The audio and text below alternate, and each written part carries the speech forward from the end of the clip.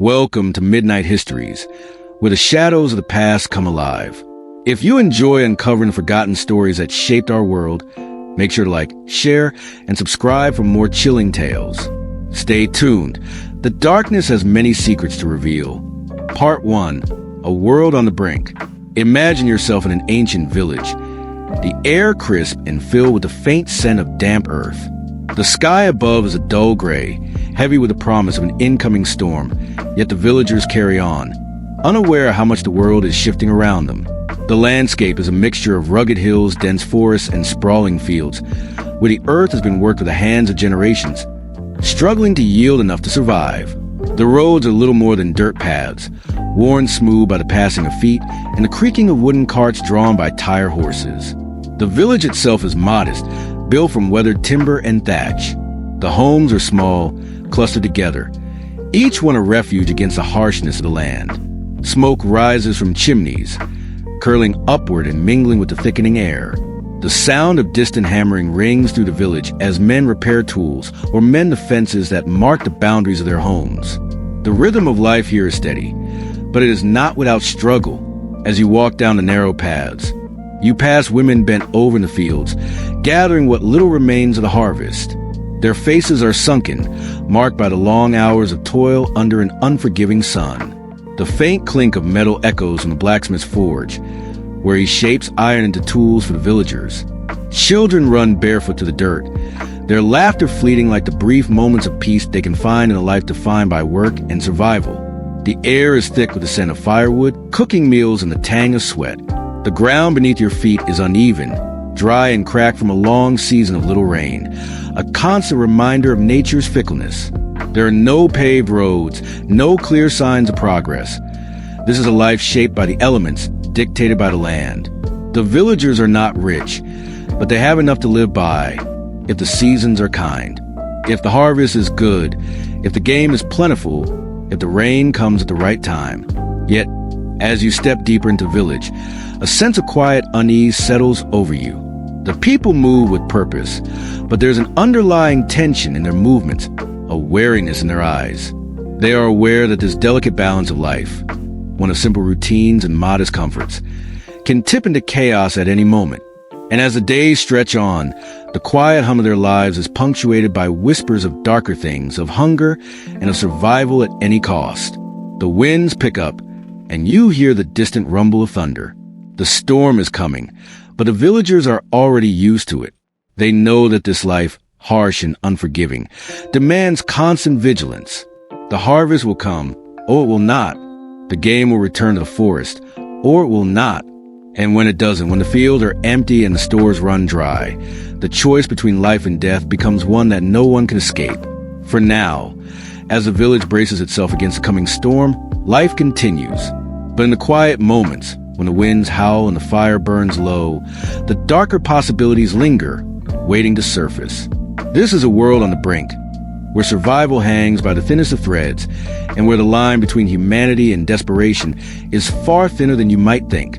Part 2. Daily Life Immersion. As the storm clouds gather above, darkening the once bright sky, you find yourself standing at the edge of the village, where the rhythm of life flows on, seemingly untouched by the impending threat. The air is dense with the dampness of the earth, and the wind rustles through the trees, making the leaves shiver as if whispering secrets to one another. The ground beneath your feet is soft and uneven, churned up by the constant passage of villagers and animals alike. As you move through the village, you notice the details that make this life both simple and hard. The homes are small, constructed from timber and thatch, their roofs sagging under the weight of years. Each house has its own patch of earth, where gardens grow in the spare moments between labor. As you pass by, you can smell the faint scent of herbs and vegetables, a reminder that life, though precarious, still clings to the hope of nourishment. The small gardens are tended to with the kind of care born from necessity.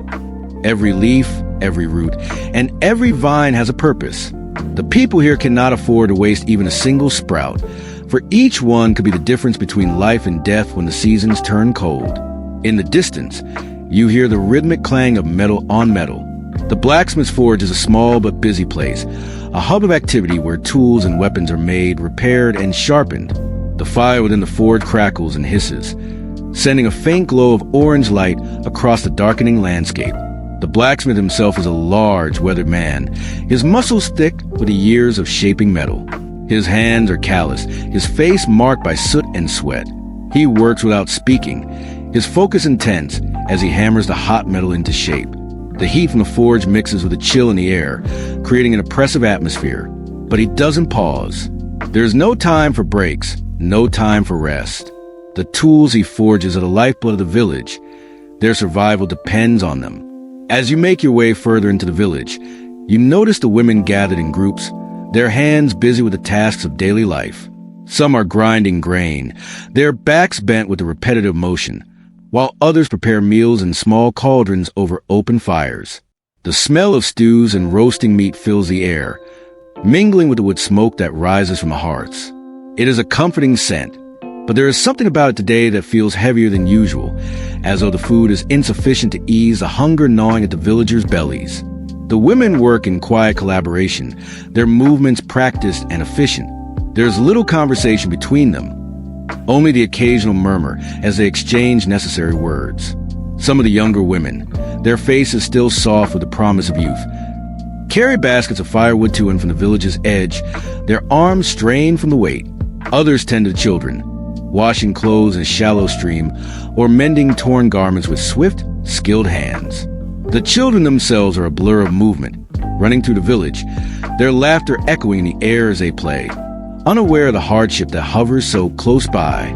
Their bare feet kick up the dirt as they chase one another, their small voices filling the spaces between the homes, offering a fleeting moment of joy in the midst of the tension that surrounds them.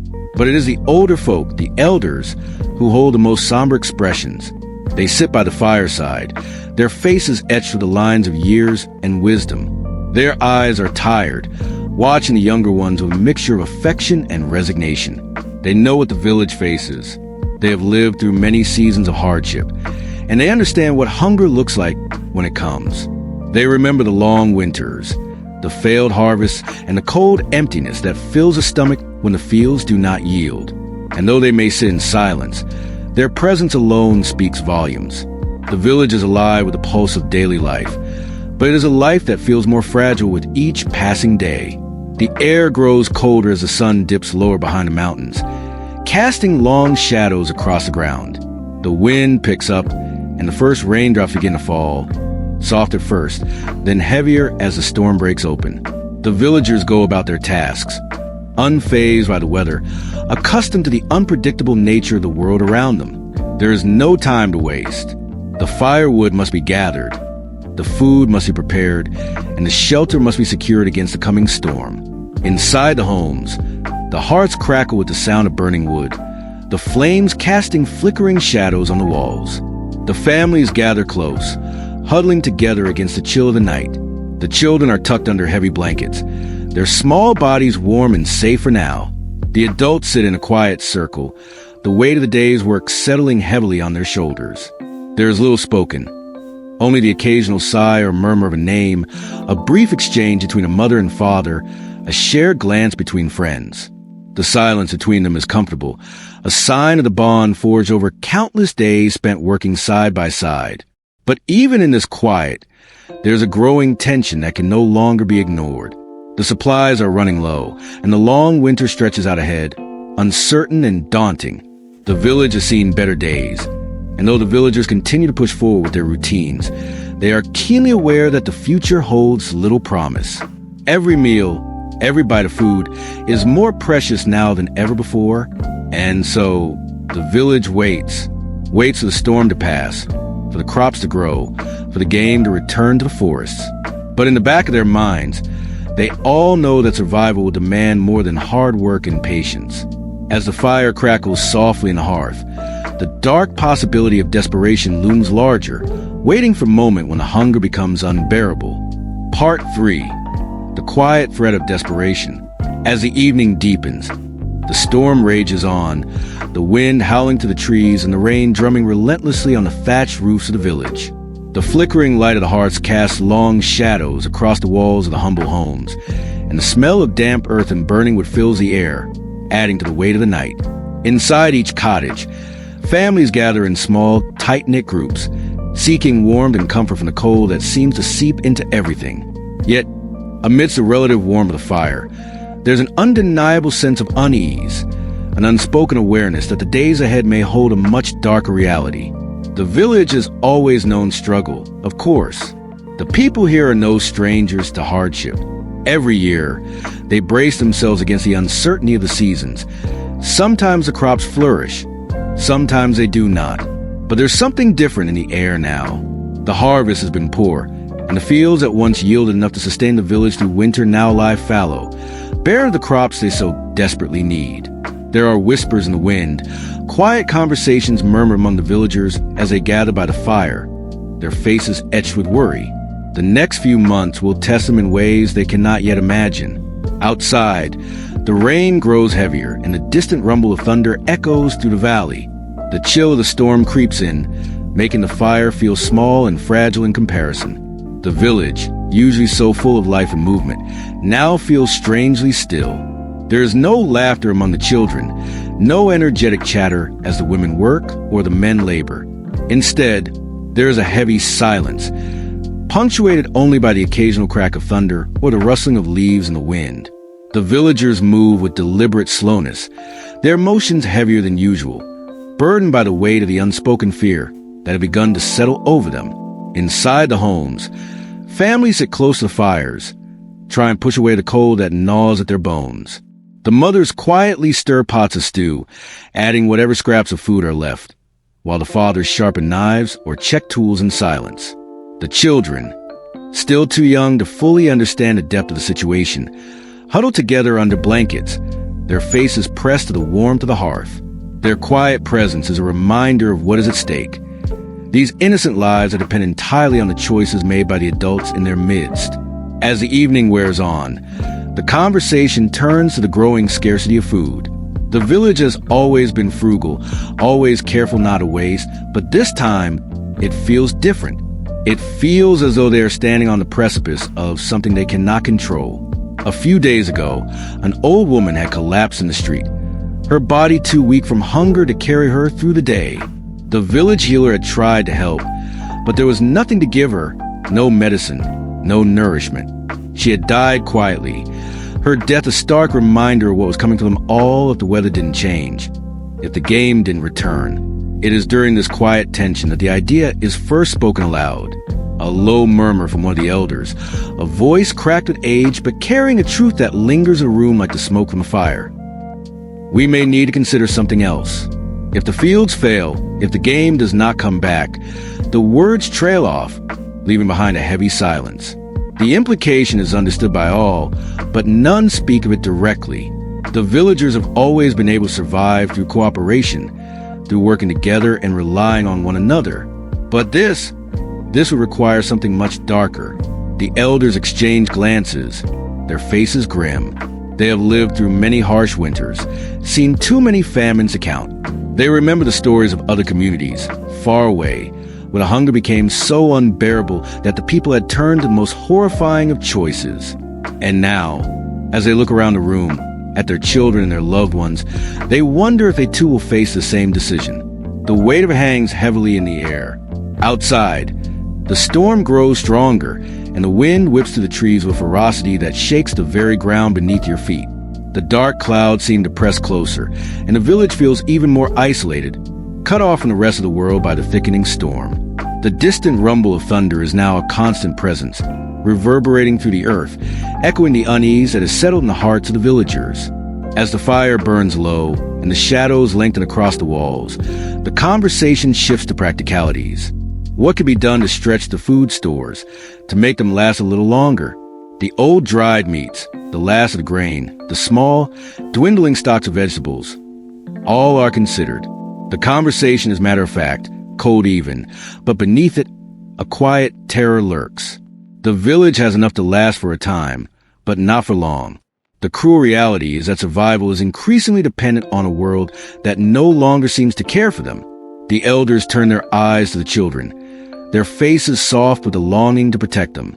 The village is close-knit, and the survival of one is the survival of all. But as hunger takes hold, that bond will be tested. The fear of cannibalism, once a distant, almost mythical horror, is becoming more of a tangible possibility. The thought hangs like a heavy cloud over the families gathered by the fire, casting a shadow on the warmth they seek to hold on to. In the darkness of night, the storm outside rages with relentless force, mirroring the growing dread inside the village. The fire crackles softly, casting flickering light across the worried faces of the villagers. They are caught between the necessity of survival and the fear of what they might become in the process. As the rain beats against the walls and the wind howls through the trees, you cannot help but feel the sense of helplessness that has begun to pervade the air. The night stretches on, and with it, the quiet terror of what might come next. The village waits, not knowing if the dawn will bring relief or deeper despair. Part 4. The boundaries of survival. The night stretches on, each passing hour heavier than the last. The storm outside has intensified, its fury battering the village with relentless rain and biting wind. The sky is a vast expanse of dark, an endless ocean of clouds, and the sound of thunder rolls through the mountains like the growl of an ancient beast. Inside the village, the hearts crackle with the warmth of burning wood, but even the flames feel insufficient against the growing chill in the bones of the people. As the firelight flickers, casting long, wavering shadows on the walls, you notice the weariness in the eyes of the villagers. The weight of the days, of the long hours spent in the fields, of the quiet, gnawing hunger that has begun to take hold, has settled deep into their faces. Their movements are slower now, as if each step is a burden they cannot shed. There is a silence in the air, thick and heavy, as if the storm outside has drowned out the usual hum of conversation. The wind howls through the cracks in the walls, and the sound of rain pounding against the earth is a constant backdrop to the stillness within. Inside the homes, the families sit in tight circles, drawn close to the warmth of the fire. The mothers continue to stir the cauldrons of meager stew, their faces tense, but the contentment that should come with meal is absent. The soup simmers, its aroma thick with the earthy scent of roots and bones, but there is little to fill the stomach beyond that. The food, what little remains of it, is stretched as far as it can go, each spoonful a small victory over the hunger that whispers just beneath the surface. You watch as a mother serves a portion of the broth to her children. Their small hands reach for the bowl eagerly, their faces pale from the constant hunger they've endured. Their laughter, which once filled the air, is now soft and subdued, as if they too can sense the fragility of the moment. The eldest child, a girl no older than 10, eyes the meager portion of food warily, as though she can feel the uncertainty of what tomorrow might bring. She eats slowly, as though savoring the last remnants of a fleeting pleasure. In the corner, an elderly man sits quietly, his hands folded in his lap. His face is a map of years lived, the wrinkles deep, etched by time and sorrow. His eyes are distant, unfocused, as though he's lost in thought. Yet there's a sharpness in them, a knowing that only those who have lived through hardship can possess. He's seen it all before. The seasons that failed, the animals that didn't return, the empty stomachs, the quiet acceptance of what is to be done when survival becomes a matter of life or death. But even in his aged stillness, there's a tension, a heaviness that clings to him. He knows that something is coming, something far darker than hunger. The villagers, young and old alike, sense it, the looming possibility of something they would never speak of, something that would shatter the fragile veneer of their community. But it is there, hanging in the air, an unspoken reality that gnaws at them like the hunger that persists in their bellies. Cannibalism, a term once reserved for distant lands and terrifying stories, has now become a quiet, terrible possibility. No one says the word aloud. It lingers in the back of their minds, in the corners of their thoughts, as they try to distract themselves with the mundane rituals of life. But it is there, a quiet threat, the shadow on the wall that grows darker with each passing day. As the rain beats down relentlessly outside, the villagers continue their lives, moving through the motions of survival. The men venture out into the storm in search of firewood or any food that might be found, their figures disappearing into the gloom as the wind howls around them. The women, whose faces show the strain of endless work, continue with their tasks, their hands moving mechanically as they try to make do with what little they have left. The children, once full of the energy of youth, now move more slowly, their small bodies weary from the lack of nourishment. The village is a place where time seems to move in cycles, where the seasons come and go, each one carrying its own set of challenges. But now, time feels different. It is no longer measured by the rising and setting of the sun or by the planting and harvesting of crops. Now, it is measured by how long they can hold on. How long before the land gives up its secrets, before the hunger breaks them completely. The villagers know they are walking a thin line between survival and surrender. They are on the edge, and every choice they make carries the weight of everything that is at stake. As the night deepens, the fire in the hearth burns low, casting a dim light that barely touches the corners of the room. The villagers grow quieter still, their eyes fixed on the flames as if searching for answers in the flickering light. The children have long since fallen asleep, curled up under blankets, their soft breathing a reminder of what they are fighting for. The adults, though, remain awake, the weight of their responsibility pressing down on them. What do you do when survival is the only choice and the path forward is uncertain? The storm outside rages on, but inside the village, the true storm is one that can never be seen. It is a storm of desperation, of choices that are too heavy to make, of the thin line between what is human and what is necessary. The villagers know that tomorrow may bring more hunger, more fear, more uncertainty. And yet, as the night wears on, they cling to hope that the storm will pass, that somehow they will find a way to survive. But in the deepest recesses of their minds, they know that survival may demand more than they are willing to give. In the quiet, dark hours of the night, the boundary between humanity and desperation becomes ever thinner. The storm rages outside, and the village, huddled against the cold, and the hunger waits. Part 5. The Breaking Point. The storm outside shows no sign of abating. The wind howls with an intensity that rattles the wooden frame of the village homes, causing the thatched roofs to creak and sway as if the village itself is struggling to remain upright against the elements. Inside, the firelight flickers in the hearths, casting long, wavering shadows across the room. The warmth from the flames feels like a fleeting comfort, barely enough to stave off the biting cold, creeping into every corner of the village.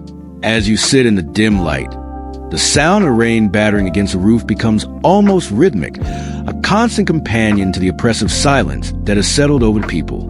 There is no laughter tonight, no singing, no light-hearted conversation.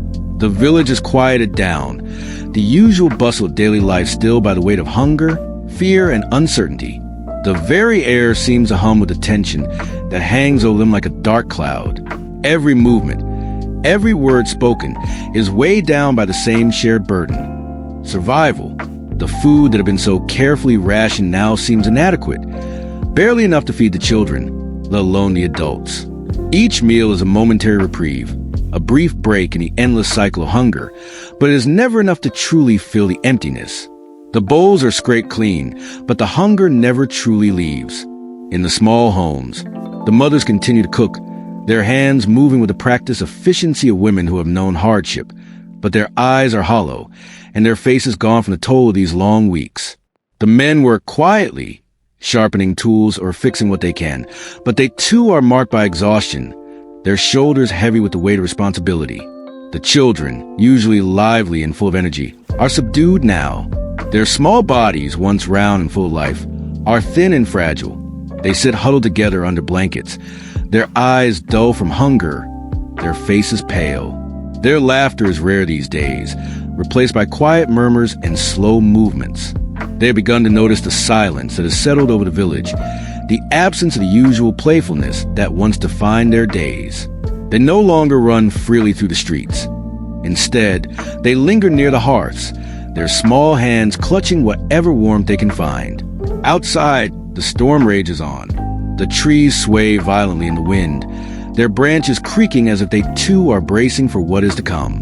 The ground is soft and muddy, the once firm paths now slick with rainwater. The animals that had once been plentiful in the forest are nowhere to be seen, and the villagers are growing desperate. Some of the men have gone further into the woods, searching for any game that might still be out there. But the chances are slim, the weather is against them, and the game is scarce. It is becoming clear that the village cannot rely on the land to provide the sustenance it once did. In the quiet of the homes, the villagers gather together, speaking in hushed tones, their voices low and cautious. They discuss what they should do, but the answers are few, and none of them are comforting. The fear of what might happen next hangs over every conversation like a specter, the unspoken truth lurking just beneath the surface. The question that no one wants to ask looms large in the room. What if there is nothing left to eat? What if the land refuses to give any more? What if the only way to survive is to do the unthinkable? The elderly, who have seen so many seasons come and go, are the first to mention it. They speak softly, their voices barely above a whisper, as if even saying the words out loud might make them true. We have always survived by working together. The elder man says, his voice rough with age. But there may come a time when we have no other choice. The land can fail us. The animals can disappear. And when that happens, we may have to do what we must to live. The words fall like stones, heavy and final. They are not spoken in anger or fear, but with the quiet certainty of those who live long enough to know that survival can sometimes demand the impossible. The villagers listen in silence, the gravity of what is being said settling over them. They understand, though they do not wish to. They know that this is a choice no one ever expects to make, a choice that defies the very essence of what it means to be human. But in these desperate times, the line between what is morally acceptable and what is necessary becomes blurred. The prospect of survival begins to outweigh all other considerations. As the night stretches on, the fire in the hearth begins to dwindle, its warmth fading as the last of the logs crackle and burn away. The cold creeps in, settling like a weight on the villagers' shoulders. The storm shows no sign of letting up, and the hunger, a constant companion, gnaws at them. The village has been on the brink of something dark for days now, but tonight, it feels as though that moment may finally be upon them. The tension that has been building steadily over the past weeks has reached a breaking point. The hunger, the fear, the isolation, they are all pushing the villagers toward a precipice. There's a quiet sense of inevitability in the air, as though the storm outside is merely a reflection of the storm brewing within the hearts of the people. They are faced with a decision they never thought they would have to make, a decision that will forever change them. The thought lingers, almost tangible, in the air. What if, when the morning comes, there is nothing left? What if the land has taken everything it can give? What if survival comes at a cost no one is willing to pay? In the silence of night, the storm howling outside, the villagers wait. They wait for the dawn, for the end of the storm, for the final test of their survival. But in their hearts, they know that even if the sun rises tomorrow, it will rise on a world forever changed. The choices they make in the coming days will echo through their lives forever. And as the wind howls louder, it seems to carry with it the unspoken truth. Survival may demand more than they can ever give. Part 6. The Dawn of Desperation. The storm continues its unrelenting assault on the village. By the time the first hints of light begin to pierce the darkness of the night, the ground is a soggy expanse of mud, the earth seemingly giving way beneath the villagers' feet. The trees, once proud and strong, bend under the weight of the wind, their branches whipping violently as the storm persists, a cruel reminder how nature, once so full of life and promise, has turned against them. Inside the homes, the fire has long since died down to nothing but a scattering of embers. The last of the warmth fades into the cold morning air, and the villagers stir reluctantly from their slumber. Sleep has not offered them rest, only brief respite from the gnawing ache in their bellies, the anxiety that has settled deep within their chests. The air inside their homes feels damp, heavy with the smell of wet wood and stagnant earth. The small, dark rooms are a far cry from the comfort they once knew. It's a world defined by scarcity, by the endless push to survive, where each day is a battle against an invisible enemy, hunger. The morning ritual begins as it always does, slowly, methodically. Women rise to begin the meager preparations for breakfast, though the word itself feels almost irrelevant now. What can you call a handful of root vegetables? Barely enough to feed one person, let alone an entire family. The men, too, begin their work, going over the tools they've managed to repair during the night, checking the few weapons they have in the hope of hunting. They go about it in silence, the weight of unspoken thoughts pressing down on their shoulders. As the first light begins to creep through the small windows, the reality of the situation becomes all too clear. The rain outside has not relented, and the sky is a dull, washed-out gray, casting a melancholy light over everything it touches. The village feels even smaller today, more isolated, as though the storm has physically drawn them away from the world. No birds sing, no creatures move in the underbrush. Even the wind seems to hold its breath, waiting. The forest, once full of life, now feels empty. It has withdrawn from them, as though it too knows that survival is no longer a given. In the heart of the village, families gather around their hearths once more, their faces strained with the tension of what's to come. The morning meal, what little it may be, is eaten in silence. Each bite is savored, but there is no pleasure in the food anymore. The taste of the roots and whatever scraps can be gathered is dull, unfulfilling. The hunger that lingers is too deep for the food to satisfy it. And for some, it is no longer hunger they fear, but the stark reality that soon there may be nothing left at all. A cold wind blows in from the cracks in the walls, and the villagers look to one another with uncertain eyes. The conversation, when it finally begins, is hushed, weighed down by the fear of what needs to be said. The question that has haunted them for days now finally comes to the surface. What happens when the food is gone? There's an uneasy murmur in the room. The thought is horrifying, unspoken up until this moment, but everyone knows what is at stake. Everyone can feel it. The thinness of the line between survival and death. The children, sensing the change of the air, huddle closer to their mothers. They do not yet understand, but they feel the tension. Their small faces are pale, their eyes hollow, and even they can sense that something is wrong. It is a loss of innocence, an irreversible shift, as they come face to face with the truth of their world.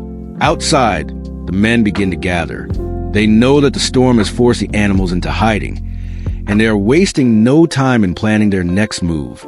Their talk is brief, and it is clear they are no longer discussing the usual tasks of daily life. Today, they speak only of survival, of what they will do if they cannot find food in the next few hours.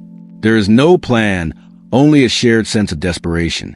Their faces are drawn, their eyes tired, but they are steely with resolve. It is in this moment, as the men leave to search the woods for anything they can find, that the true nature of survival begins to surface. A quiet, cold decision is being made in each heart, a decision that requires no words, only the understanding that the future, as bleak as it is, may demand more than they're prepared to give. No one speaks of the inevitable, yet it hangs between them like a dark cloud. Inside the homes, the women continue their tasks. They work with swift efficiency, but their faces are shadowed, their hands trembling. Some mothers glance at their children, their hearts heavy with the knowledge of what may lie ahead. They try to keep up the pretense of normalcy, telling the children stories, brushing their hair, offering words of comfort. But these are empty acts. The children no longer believe in the comfort of words. They know too well that words are no longer enough to fill the emptiness. The day drags on in this uneasy stillness, with each passing hour feeling heavier than the last. The wind picks up once again, and the village feels even smaller, even more distant from the rest of the world. No one leaves the village now. No one dares. The storm has become an insurmountable barrier between them and the outside, a reminder of how alone they truly are. The villagers wait in the suffocating silence, knowing that soon, very soon, they will be forced to confront the dark decision that has been looming over them for days. As night begins to fall once more, the air is thick with tension. The fire in the hearth burns low, casting a dull glow across the faces of the villagers, who have gathered together in quiet conversation. Their voices are low, but the fear in them is palpable. They can no longer ignore the truth. The time is coming when they will have to decide what they're willing to do to survive. The hunger, the storm, the isolation, they have all brought them to this point. And as the night deepens, the rain begins to fall once more, steady and unyielding. The village waits, but in their hearts, they know that the storm outside is nothing compared to the storm they are about to face within. Part 7. The Shifting Darkness. As the hours of the day slip away into the suffocating grasp of twilight, the village stands isolated against a relentless storm, its people bound by the same grim fate. The wind howls like an unseen predator, whipping through the trees. tugging at the frail wooden frames of the homes. The rain beats down in a steady, unyielding rhythm, each drop a reminder of the unrelenting passage of time. The night closes in, and with it comes a suffocating silence, broken only by the whispers of the villagers. In the homes, the hearts have dimmed to a faint, dying glow. The once vibrant flames now flicker weakly, their light barely enough to illuminate the faces of those gathered around them. The warmth that had once offered comfort now feels distant, as though it too is succumbing to the cold encroaching from outside. The walls of the houses creak and groan under the weight of the storm, as if the very earth beneath their feet is shifting, ready to pull them into the abyss. Each breath feels heavy, thick with the weight of anticipation, as though something unspeakable is lurking just beyond the edge of their awareness. Inside the homes, the villagers sit in unnatural stillness, their movements slow and heavy, burdened by the darkness that surrounds them. The children huddle together in the corners of the rooms, their faces pale and drawn. Their small bodies tremble not just from the cold, but from something deeper, the unease that fills the space, the knowledge that something has shifted within the village. Their eyes dart nervously between the adults, their innocent faces reflecting the quiet terror that now permeates the air. The soft sound of their shallow breathing is the only sound that dares to break the stillness. The mothers, though weary, continue their quiet rituals, tending to the needs of their children. Their hands tremble slightly as they adjust the blankets, as if moving too swiftly might cause the fragile reality they've built to crumble. They do not speak to one another. There is no comfort to offer, no words that could undo the growing terror in their hearts. They simply move through the motions, feeding, comforting, brushing away the damp hair from their children's foreheads, trying to provide some semblance of normalcy. Yet, the knowledge that this might be the last meal they share, the last night they sleep in relative peace, hangs heavy between them. The men, though absent for now, carry the same silent burden. The village's hunters have ventured into the forest, their faces grim and hard. They move with purpose, their eyes scanning the dark, rain-soaked landscape for any signs of life. But the forest seems deserted. No birds flit between the branches, no animals rustle in the underbrush. It is as if nature itself has withdrawn from them, leaving the village to face its own impending doom. The hunters are no longer searching for game. They are searching for anything at all, that will sustain them for one more night. Yet, they know in their hearts that the forest has little left off of them. The land is empty, barren, and with that emptiness comes an overwhelming realization. The village is alone. Back in the village, the wind begins to howl with greater intensity, its shrill cries making the earth seem as though it is trembling. The sound is unsettling, unnatural. It curls around the homes, rattling the shutters, tugging at the thatched roofs as though trying to tear them apart. The villagers' gaze lift from the fire as the wind howls louder, the storm battering their fragile existence with a violence they cannot control. They huddle together, drawn into tight, silent clusters. The hum of anxiety and fear is palpable in the air, each breath a shared effort to stave off the terror that threatens to swallow them whole. The smell of damp wood, wet earth, and burning embers hangs thick in the air. The air itself feels heavy, oppressive, as though the very atmosphere has become thick with foreboding. The storm, though a natural event, seems to take on a sinister quality. It feels as though it is more than just a weather pattern. It feels like a warning, a force pushing the villagers toward a precipice they can no longer ignore. Time passes, and yet it seems to slow, stretching each moment longer than the last. The village, bathed in a dim, sickly light from the dwindling flames, feels as though it's suspended in a nightmare.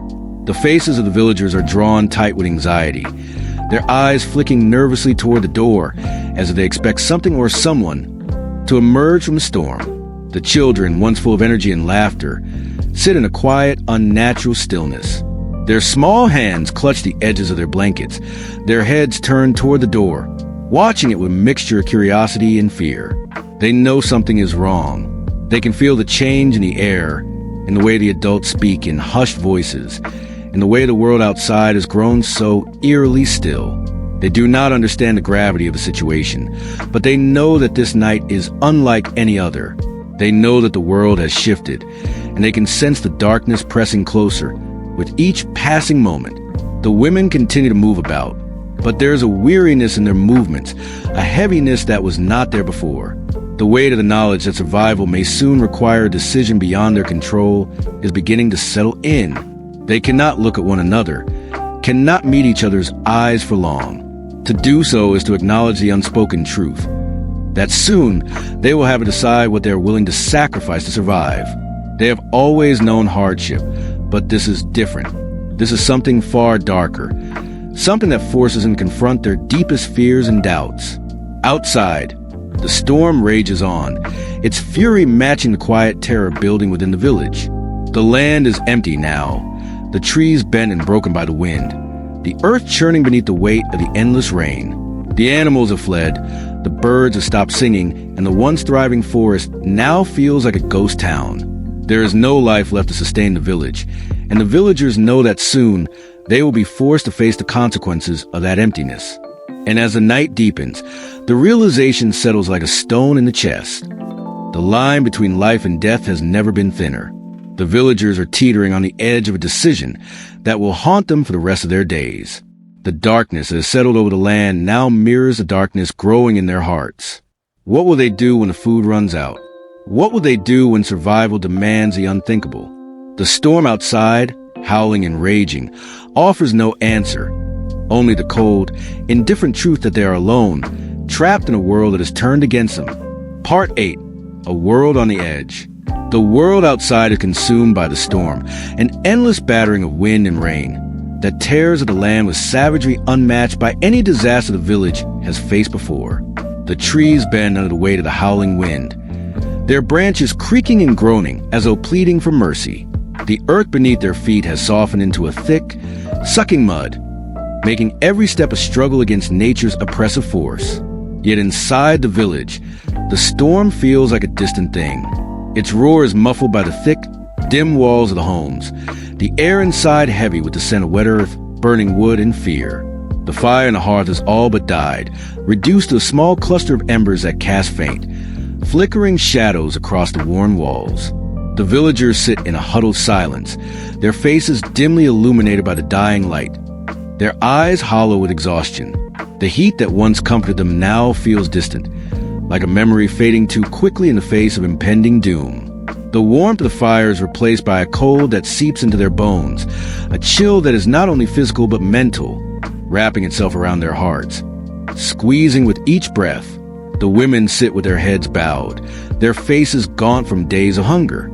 Their hands, once nimble and deft with the tasks of daily life, now tremble as they clench and unclench in their laps. Their movements are slow, mechanical, as if they are no longer certain of what to do, as if the very fabric of their existence is fraying.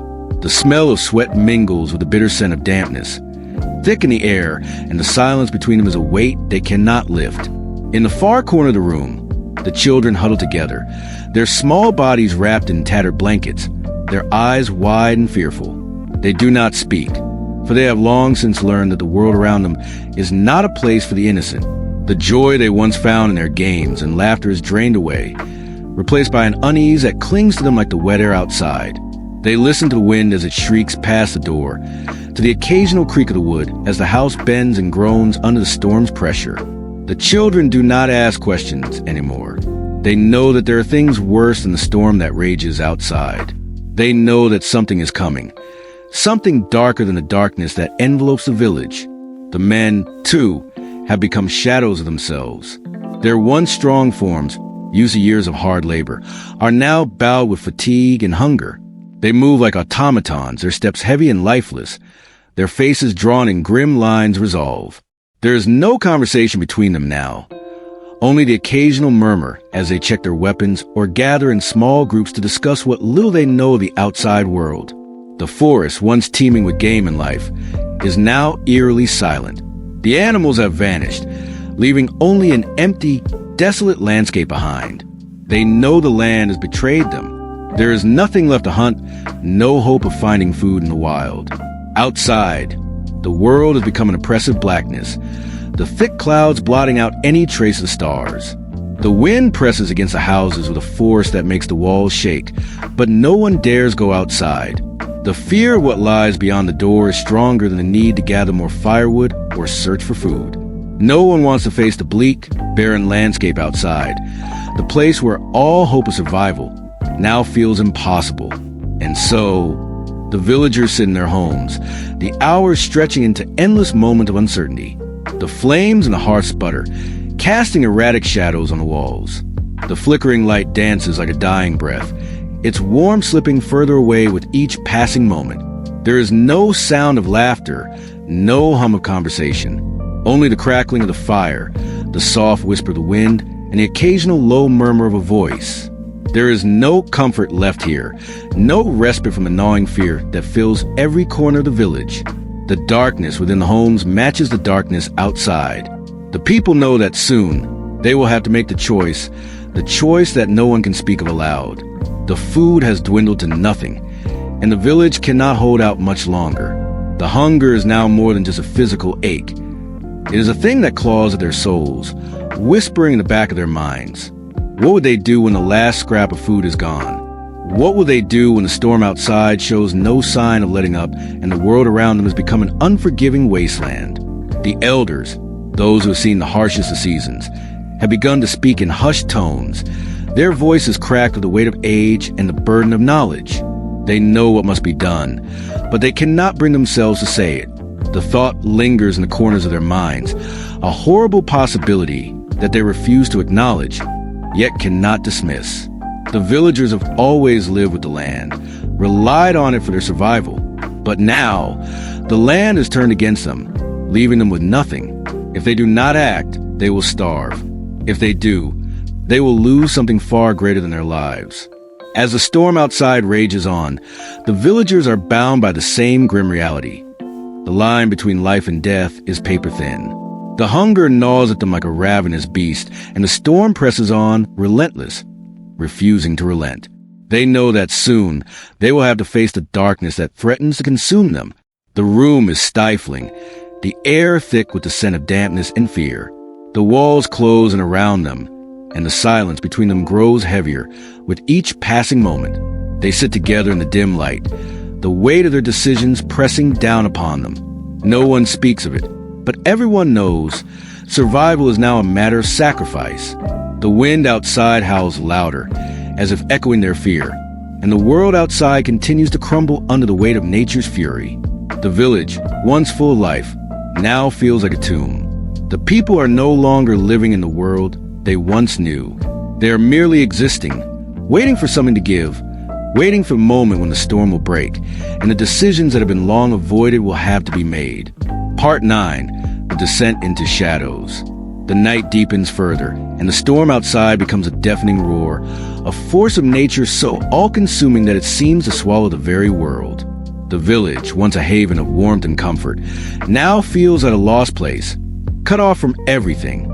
The walls of the homes feel thinner than they ever have before, the creaks and groans of the wood in the wind like the last breaths of something long since dead. The atmosphere inside is heavy, suffocating with the dread of something worse than the storm, the gnawing, ever-present hunger. The hearths, once blazing with fire, have dwindled to faint embers, their warmth almost entirely gone. The soft glow from the dying fire flickers weakly against the encroaching darkness, casting long, flickering shadows on the walls. The air inside the homes is thick with the smell of damp wood, decaying leaves, and the acrid scent of unwashed bodies.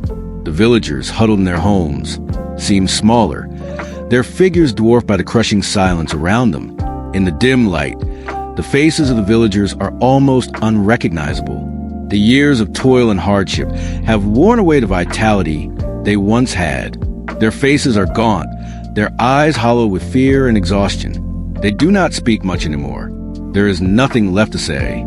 Even the children, once full of life and laughter, now sit silently, their tiny bodies curled up against the cold, clutching whatever meager warmth they can find in the dim light.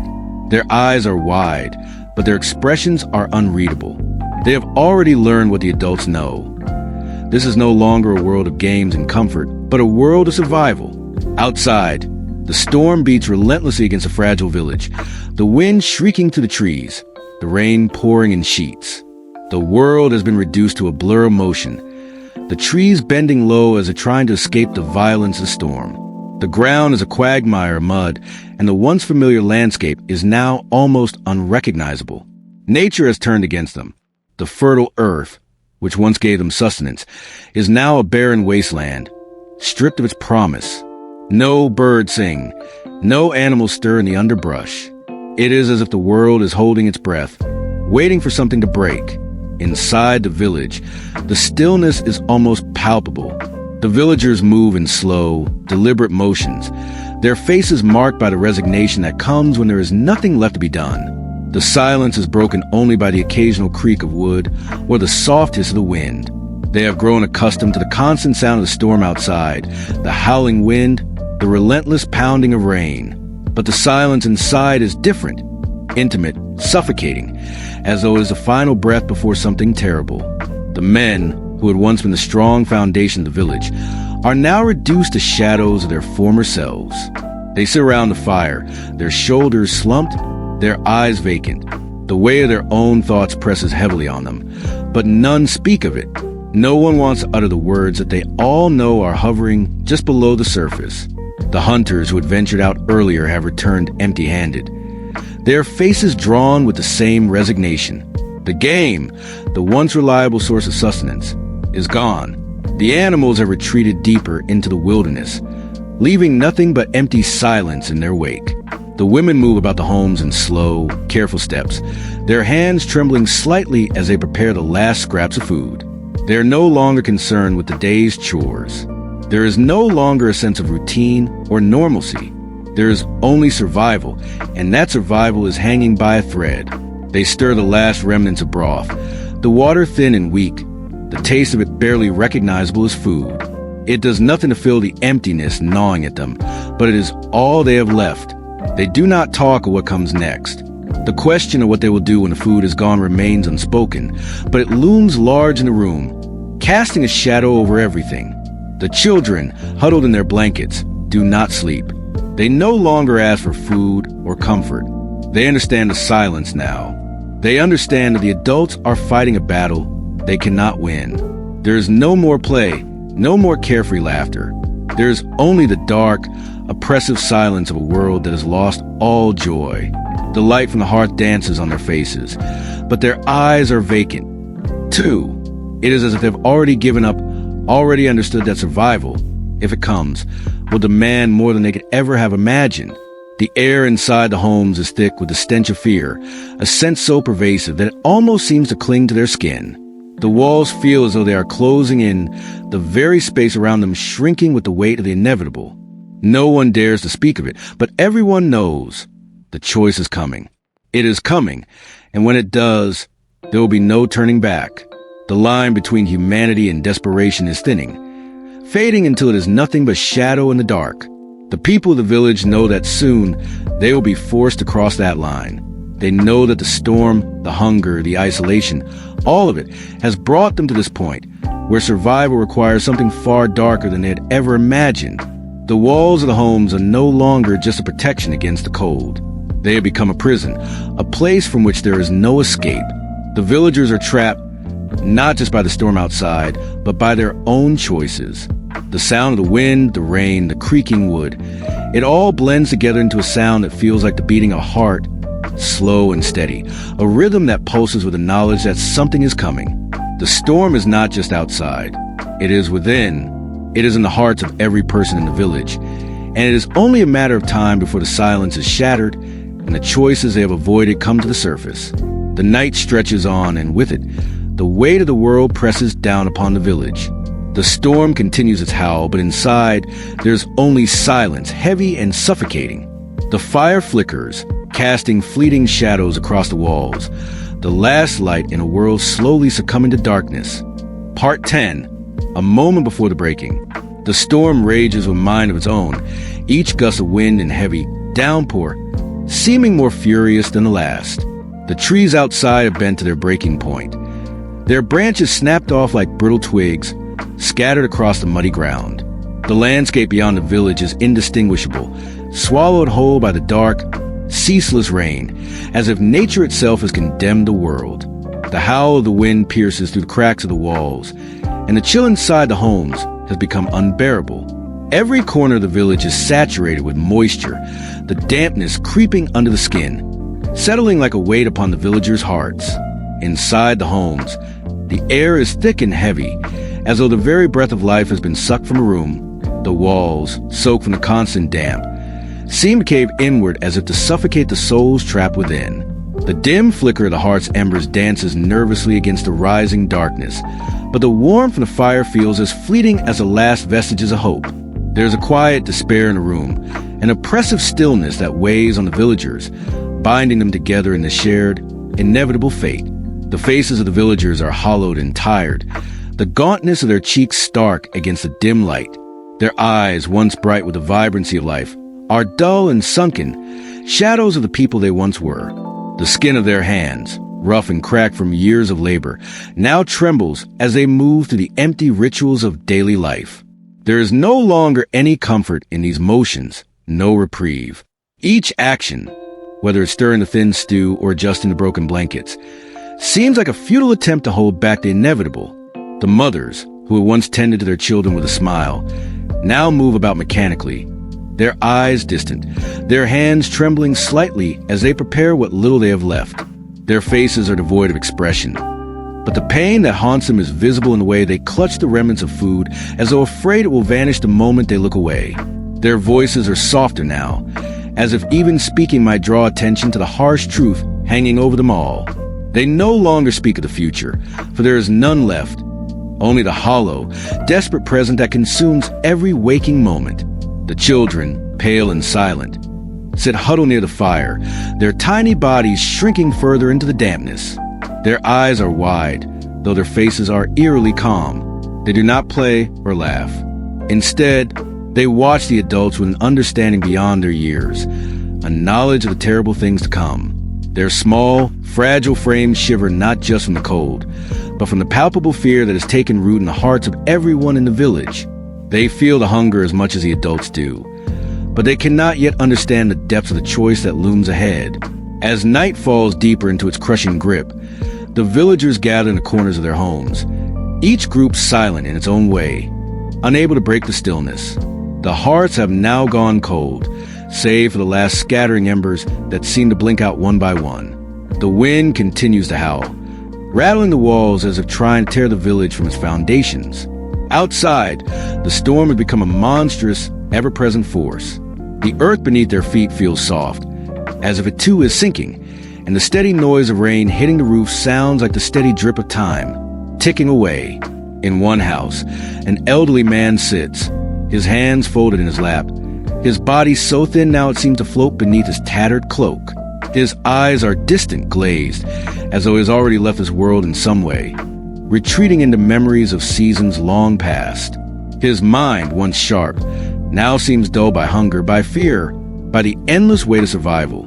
His memories seem to flicker in the firelight like broken images, flickers of laughter, the smell of fresh bread, the sound of children playing. But those days are gone. The world has changed, and there is no going back. The older women huddle together near the hearth, their faces set in grim resignation. They exchange only quiet murmurs, but their eyes betray their shared understanding. The unspoken truth hangs heavy in the air. Food will not come. The hunt has failed. The land refuses to yield, and no one dares to speak the words that would give life to the growing fear. The choice that they all know must come will be a decision that will change them forever. There is no more land to till, no more game to hunt. Only the small scraps of life they cling to and the desperate silence that has filled the air. The men, silent and withdrawn, now sit in the farthest corners of their homes, leaning against the walls, staring blankly into space. They are waiting for something, perhaps for the storm to pass, for the hunger to fade, for the hope that somehow something will appear. But deep inside, they know that the storm will not relent and that the land will not give. There is no rescue on the horizon, no salvation in sight. They are trapped in a world that is turned against them, forced to confront their own nature. And so they wait. The silence between them is thick, suffocating. No one speaks of what will happen when the last of the food is gone, but everyone knows. The decision will come soon, when the hunger becomes too great to ignore, when the storm outside presses against them with an unbearable force. They can feel it deep in their bones. This is the moment of reckoning, the point at which they will be forced to decide how far they will go to survive. The villagers no longer glance out of the window. They do not want to see the decimated world outside. The forest is barren, the rivers are dry, and the fields are nothing but cracked earth. There is no hope left in the world beyond their walls. It is just the four walls of their homes, the constant pounding of rain against the roof, and the growing weight of hunger pressing on their hearts. The fire goes out, leaving the villagers in a deep, suffocating darkness. The wind howls louder, filling the empty spaces in the room with a cold, breathless despair. Outside, the trees bend lower, their once sturdy trunks now broken and twisted by the relentless storm. Inside, the villagers are silent, each one lost in their thoughts, the weight of what is coming pulling them deeper into themselves.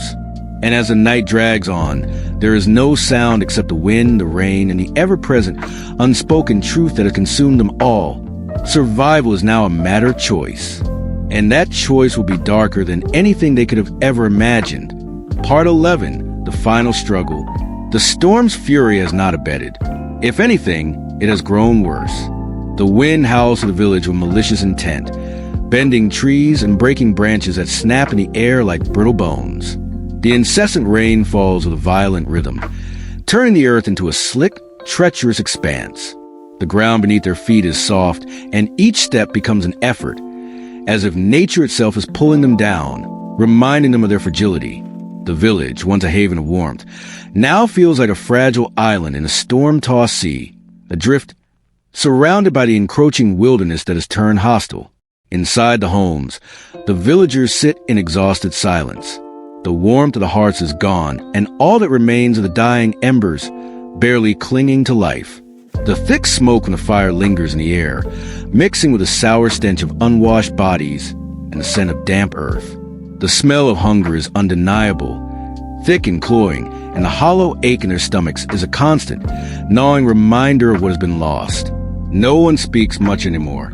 There is no conversation to be had. What words could be said when the very fabric of their survival is unraveling before them? The flickering shadows in the fire cast grotesque shapes on the walls, creating a nightmarish landscape. The once lively hearth now seems like a mockery of what it was. The crackling of the fire has turned into an unsettling noise, a reminder of how little warmth there is left in the world. The faint light dances across the walls like the specters of the past, and almost feels as though the house itself is holding its breath, waiting for the inevitable. The villagers' faces are drawn, hollow, drained of the vibrancy they once held. Their skin has become translucent, the bones beneath pressing against their skin like a terrible reminder of the hunger that has eaten away at them. The men, once strong and capable, now sit slumped against the walls, their shoulders hunched with the weight of too many sleepless nights, too many unspoken fears. Their eyes are glassy, vacant, as though their spirits have already begun to slip away, leaving their bodies behind to endure the final torment. The women, too, have aged in ways that defy the passage of time. Their hands tremble as they stir the empty pots, their fingers cold and stiff, and used to holding anything of substance. The once proud grace of their movements has been replaced with the slow, deliberate motions of survival, as though each action, each task, takes everything they have left. There is no joy left in their roles as caretakers. It is no longer a matter of nurturing. It is a matter of simply keeping the fragile remnants of their lives together. The children, once filled with innocence and curiosity, are now mere shadows of their former selves. Their faces are pale, their eyes too wide, reflecting the fear and despair that have seeped into every corner of the village. They no longer play or laugh. There is no joy in their small, tired bodies. They sit in the corners of the room, huddled together, their limbs too frail for the energy they once had. The world has become a place of fear, and they know it all too well. They know that their survival, too, hangs in the balance, and that the world they once knew of safety, of care, is no more. As the night grows colder, the silence within the homes grows heavier. The villagers huddle together, drawn in closer, as if the shared warmth of bodies can stave off the darkness that is closing in on them. But the cold is not just in the air, it is in their hearts. The hunger has gnawed away at their souls, and with each passing hour, they feel their resolve crumble. The fear of what they may be forced to do, the horror of it, hangs over them like a suffocating cloud. The elders sit closest to the hearths, their eyes clouded with age and fatigue. They have lived long lives, seen many seasons come and go, but this is a different kind of torment. They have faced the threat of famine before, but never like this.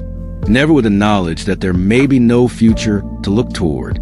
The future has become a bleak, impossible thing, a horizon they can no longer see. Their faces are etched with the wisdom of survival, but even their strength is fading. They, too, know that a choice is coming, a choice none of them want to face. The houses are smaller now, suffocating, as if the walls themselves are closed in, bearing down on them with the weight of what's to come. The air is thick with the stench of damp wood, the sour odor of rotting food, and the faint metallic scent of blood. Outside, the wind picks up again, tearing at the last remnants of the trees. It's as though the entire world is falling apart. Both the natural world and the fragile world the villagers have clung to. The land that once gave them everything now withholds all it has. The once thriving forest is silent, its branches barren. The creatures within it either fled or perished, leaving behind only emptiness. There is a terrifying sense of inevitability in the air. The villagers no longer ask what they will do. They know what is coming. They know that when the last of the food is gone, and it is nearly gone now, there will be no choice but to cross the line they've been avoiding. Survival will demand more from them than they ever thought possible. The hunger has already pushed them to the edge. What happens when they fall over? As the night wears on, the wind howls louder, shaking the house with its fury. The rain pelts the windows like the relentless beat of a drum, its rhythm a reminder of the passage of time. The fire flickers, casting brief moments of light onto walls, revealing the gaunt faces of the villagers, hollow eyes, trembling lips, and weary souls. The storm outside is nothing compared to the storm brewing within the village. The darkness that fills the air is not only the absence of light, but the presence of something far worse. The knowledge that, in the end, survival will require them to abandon everything they once knew about themselves. The village, once full of life and hope, is now a place of shadows. The wind outside continues to tear at the earth, and within the homes, the villagers wait. They wait for the inevitable, knowing that when the storm finally ends, it will not be the end of their suffering. It will be the beginning of a new, darker chapter. And when the first light of dawn finally breaks through the storm, it will bring with it a decision that will haunt them forever. Part 12. The quiet before the breaking. The night is suffocating. The storm continues its relentless assault on the village, its rage tearing at the world with a savagery that seems almost supernatural. The wind howls like a banshee, its ferocity unnerving as it bends the trees and rattles the houses with an eerie, low groan. The rain, a torrential downpour, falls in sheets, so thick that the landscape beyond the village is almost entirely obscured. The once familiar world is now swallowed by the storm, leaving the village in a state of bleak isolation. Inside the homes, the atmosphere is thick with dread. The hearths, though small and weak, provide the only light in the deepening night, casting flickering, uneven shadows on the walls. These shadows twist and stretch, growing long and grotesque, as if the very air inside is turned malevolent. The firelight dances in the eyes of the villagers, but there is no warmth in their gaze. They are weary, tired of fighting, tired of hoping for salvation, tired of clinging to a future that is slipping further out of reach. The faces of the villagers are hollow, their cheeks gaunt, their eyes sunken from hunger and exhaustion. They have long since ceased to talk of survival in hopeful terms. Survival has become a waiting game, a slow, inevitable descent into something darker than they had ever imagined. The flickering light from the fire casts an unnatural glow on their faces, making them look even more ghostly than they truly are. There is no comfort in their company. Instead, there is an unspoken understanding, a collective realization that time is running out, and the choices they will have to make are beyond comprehension. The women, once full of energy and warmth, now move in slow, deliberate motions, their hands trembling as they tend to the meager remnants of food. There is no joy in preparing the evening meal or what passes for one. The last bits of grain have been used sparingly, and the thin, watery broth that remains offers no relief from the gnawing emptiness. The smell of boiled roots and scraps hangs heavily in the air, the scent bitter and unappetizing. The small cauldrons, once filled with hearty stews, are now nothing more than containers of emptiness, the promise of nourishment gone with the last harvest. The women's faces are drawn tight with exhaustion, but their eyes reveal something deeper. There is no longer any fear of the storm outside. The wind's howl is no longer something they fear. It is a silence that follows that unsettles them. The silence of the village, the silence of their own minds, the silence of a future they know they will not have. They know that the land, the people, the forest, all have betrayed them. There is nothing left for them now except the agonizing question of how far they will go to survive. The children sit huddled together, their bodies wrapped in tattered blankets, their small faces too pale for their years. They do not cry anymore. Their once playful voices are now muted, and the few whispers they exchange are filled with the quiet terror of those who understand that their world is unraveling. They no longer ask questions or seek comfort in their parents' arms. They know that their parents are just as lost as they are, just as unsure of what will happen next. The days of laughter, of running through the village streets, are long gone, replaced by a silent, shared suffering that no child should ever have to understand. As they sit together, the children's eyes dart toward the fire, where the flickering shadows seem to reach out toward them, their shapes elongating, growing taller and more monstrous with each passing minute. The air inside is damp, the cold creeping into their bones despite the feeble warmth of the hearth. It is not the cold of winter that chills them, but the coldness that has settled in the hearts of those around them, the knowledge that there is no turning back, no escape from what is to come. The men, those who were once the stalwart backbone of the village, now sit in the corners of their homes, their shoulders hunched, their faces obscured by the shadows. They do not speak. There is nothing left to say. The days of hunting, of forging tools, of fighting for survival, those days are over. There is no game left in the forest, no game left in the wild. The animals have disappeared, as though they, too, knew what was coming. The men have tried, gone into the woods, searched the rivers, but the land has failed them. The tools they crafted, the weapons they wielded, now feel useless, empty relics of a world that no longer exists. The cold has settled deep into their bones, a chill that no amount of fire can push away. Their eyes, once sharp and filled with determination, are now dull, clouded by the constant hunger, the unrelenting fear. The burden of knowing what they must eventually face weighs heavily on them. They know that the choice will come soon, that the village will not survive without sacrifice. They know that survival will demand more than they ever thought possible. And yet, no one dares to speak of it. The unspoken horror sits between them, silent but undeniable. The wind outside continues to shriek, its voice a sound that now seems to come from the very earth itself, tearing through the village with unrelenting rage. The village, once full of life and laughter, now feels like a forgotten place, abandoned by the world, trapped in an endless cycle of despair.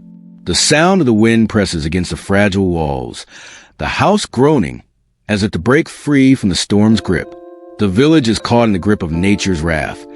But even the storm seems to know that the true storm is within, brewing in the hearts of the people. The hours stretch on, time crawling as the villagers wait. They sit together in the dark, the shadows of their past lives looming over them, and the flickering firelight gives only fleeting moments of comfort. The wind howls outside, the storm relentless, and yet it is the stillness inside the walls that makes the hair on the back of their necks stand on end. This silence, this unbearable, oppressive silence, is the true enemy now. The storm outside may rage on, but the storm within the hearts of the villagers is the one they can't escape from. It is a storm of hunger, of desperation, and of the unbearable knowledge that soon they will have to make a decision that will change everything. It is a moment before the breaking, a moment where everything they've known, everything they've fought for, will come crashing down around them, and they will have to face the consequences of their choices. The world outside may be consumed by darkness, but the darkness inside their hearts is the one that frightens them the most. Part 13, The Final Descent. The storms become an endless roar, a primordial scream that shakes the very foundations of the village. The wind howls through the empty streets, pulling at the roofs, tearing at the wooden beams of the homes. The rain falls in heavy sheets, relentless, unyielding, as though the sky itself is trying to drown everything below. The world outside the village is lost in a blurred gray. Trees bend at impossible angles, their branches snapping off like brittle bones. The landscape has become unrecognizable, swallowed whole by nature's fury. Inside the homes, the villagers sit huddled together in a silence that is as suffocating as the storm outside. The once familiar sounds of life, the hum of daily tasks, the laughter of children, have been replaced by the oppressive quiet of waiting. The hearths, though still burning with the last remnants of embers, offer little comfort.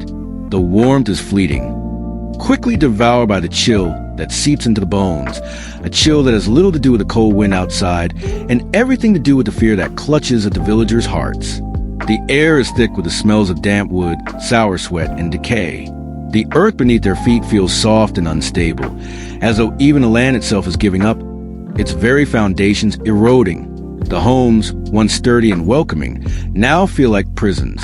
The walls, once a source of shelter, now close and suffocating them. The heavy dampness of the wood seeping into every crevice, making the air feel thick and suffocating. The shadows are deeper now, stretching across the rooms like long, grasping hands, reaching out, threatening to pull them into the abyss. The villagers' faces are gaunt and hollow, their eyes sunken with exhaustion and hunger. Their skin, once warm with life, now feels clammy and cold. The hard lines of their faces, etched by years of labor, are now softened by the desperation that has taken hold of them. They no longer look at one another with affection or camaraderie. Instead, there is only a shared understanding, an unspoken acknowledgement of the inevitable fate that hangs over them like a dark cloud. Survival has become a struggle of will, a test of endurance, but the true cost of survival is becoming ever clearer. The children, too, have changed. Their faces, once bright with innocence and joy, are now pale and drawn, their eyes wide with fear, understanding far too much for their years. The faint flickers of their childhood curiosity have been replaced by the hollow stare of those who have seen too much too soon. They no longer play or laugh. They sit together in a silent huddle, their small bodies pressed close, trying to find some warmth in the cold, damp air. They do not speak much. What is there left to say? Their world, once filled with the colors of youth, has turned gray, stripped of hope. The women move in slow, deliberate motions, their faces betraying no emotion as they tend to fire or wrap the children in whatever scraps of blankets remain. Their hands, once quick and efficient, now tremble as they work, their bodies weary from days of hunger and endless toil. They have long since abandoned any hope of comfort or care. Their actions are now purely mechanical, driven only by the need to survive. The rhythmic motion of their hands, once soothing, now feels like an empty, hollow gesture, a futile attempt to preserve a sense of normalcy in a world that has lost all meaning. The men, too, have fallen into a quiet despair, once the strong protectors of the village. Now they sit in the corners, their heads bowed, their bodies slumped as if the weight of what is to come has already broken them. The tools that once served them, axes, knives, fishing rods, lie discarded in the corners of their homes, useless in the face of the hunger that is gnawing at them. There is no game to hunt, no fish to catch. Even the forest, once teeming with life, now lies still, its creatures long since vanished, retreating into the unknown. The village is an island surrounded by a vast, desolate wilderness. There are no more whispers of hope, no more talk of tomorrow. The future has become a dark, empty void. The wind outside tears at the homes, as though trying to drive the villagers out into the wilderness. But there is nowhere to go. There is nowhere left. Even the stars are hidden behind the relentless storm clouds, their light swallowed whole by the darkness that envelopes the world. The food has dwindled to nothing, and with it, the last threads of hope. The stew that once provided warmth is now a bitter, empty broth, barely enough to wet the parched throats of villagers. Every day, the hunger gnaws deeper, a constant reminder of the reality they face. No one speaks of it, but they all know the time is coming when there will be no food left. When the last scrap has been eaten, when the bodies have withered to nothing but hollow shells, what will they do then? The elders sit in the shadows, their eyes clouded with wisdom and sorrow. They have seen so many seasons come and go, but this is something they have never faced. The famine, the storm, the complete collapse of everything they once knew. It is beyond anything they could have imagined. They know that something must be done, but they cannot bring themselves to say it. It is too terrible, too horrifying to speak of aloud. But they know, deep down, that there will come a moment when survival will demand a sacrifice that will haunt them forever. It will be a choice they cannot undo, a decision that will break them all in ways they cannot yet comprehend. The fire in the hearth sputters, and for a moment, there is a deep, unnatural silence. The wind outside seems to hold its breath, waiting as if it, too, knows what is coming. The village, once full of life, now feels like a hollow shell, a place where the last remnants of humanity are clinging to survival. But it is not enough. The land has failed them. The storm will not relent. And the villagers, trapped within these walls, are running out of time. The storm rages on, the wind howling louder than ever, as if mocking them. The once thriving village is now nothing but shadow, a place of despair and waiting. And as the night stretches on, the villagers sit together, staring into the dying fire, knowing that what comes next will shatter them all. The decision is inevitable. The hunger is growing too great, and soon they will be forced to cross the line between humanity and survival. There is no escaping it now. The darkness outside is nothing compared to the darkness they are about to face within. Part 14, The Unspoken Choice. The storm continues its fury, unyielding and merciless, as if the heavens themselves are bent on punishing the village for sins unspoken. The wind howls like a beast in the night, an endless screeching that sends shivers through the bones of anyone who hears it. The rain beats against the walls, relentless in its pounding, as though trying to drown the village whole. The sky is a black mass, alive with a violent motion of clouds that swirl and churn above them, blurring the distinction between night and day. The world outside has become nothing but an unbroken void, a darkness that seems to stretch on forever, swallowing any hope of escape. Inside, the village feels smaller, more claustrophobic, the walls of each home pressing in on the villagers. The fire has all but died out, reduced to a few spluttering embers that struggle to stay alive in the face of the cold that pervades every corner. The faint light from the embers flickers weakly, casting grotesque, shifting shadows on the walls. The figures of the villagers are reduced to mere silhouettes, their faces obscured in the half-darkness. It is hard to distinguish between them anymore, as if they have all become one, bound by the same fate, the same unrelenting march toward the unknown. The air inside the homes is thick, saturated with the smell of wet wood, sweat, and something far darker, something akin to decay. The dampness presses down on everything, soaking into their skin, their bones, their souls. It is a cold that does not come from the wind, but from the weight of despair that hangs over the villagers, thick and suffocating. The small flickers of light cast shadows long and twisted, as if the house itself is becoming a monstrous thing, stretching and distorting, drawing the villagers into a nightmare from which they cannot escape. Their faces, once full of life, are now gaunt, hollow, drained of vitality. The men who once stood strong, their bodies muscled and firm, now sit hunched and tired, their strength sapped by the endless struggle to survive. Their eyes are bloodshot, rimmed with sleepless nights and worry. They no longer speak, for there is nothing left to say. The once strong shoulders are slumped, the once proud chest heaving with shallow, labored breaths. The exhaustion is written in every line of their faces, and in their silence, you can feel the weight of a terrible decision that looms ever closer. The women, too, have withered. Their hands, once swift and graceful, are now trembling as they tend to the remnants of food, their fingers so cold they can barely hold the spoons. Their movements are slow, deliberate, as if the simple act of stirring a pot or adjusting a blanket has become a monumental task. Their eyes are weary, the soft gleam of compassion replaced by a vacant, far-off look, as though they've already seen the horror that lies ahead. The children, huddled together in the corners, do not laugh or play anymore. Their faces are drawn, their small frames shivering not just from the cold but from the heaviness in the air. The air inside each house feels like a tomb, thick with the knowledge of what is to come. The silence between them is oppressive, suffocating. It is a silence of people who have run out of options, who know there is nothing left to do but wait for the inevitable. They can hear the wind wailing outside, its ferocity a reflection of the storm in their hearts. There is no escape, no reprieve. The storm is not just in the world around them. It is in their souls, in the decisions they have to make, decisions that no one should ever have to face. The hunger has become a constant companion, gnawing at their insides, relentless and insatiable. The meager scraps they've been able to scrape together barely provide enough to dull the pain for a few hours. The food that once filled their bellies now seems a distant memory, an unachievable luxury. Their stomachs have long since shrunk, the hunger becoming less a physical ache and more of a deep, gnawing emptiness. But it is the emptiness of the soul that haunts them now, not just the gnawing pangs of hunger. They are not starving just for food. They are starving for the future, for hope, for a way out of this nightmare that has gripped them all.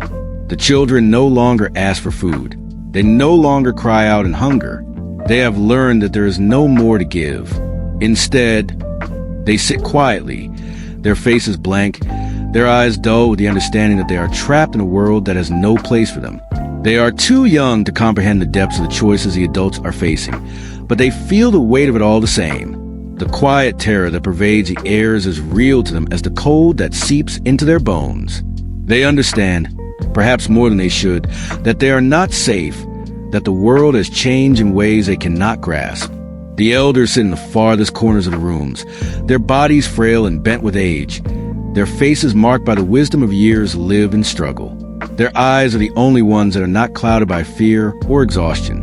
They have seen famine before, seen villages torn apart by hunger and desperation. They know what must be done.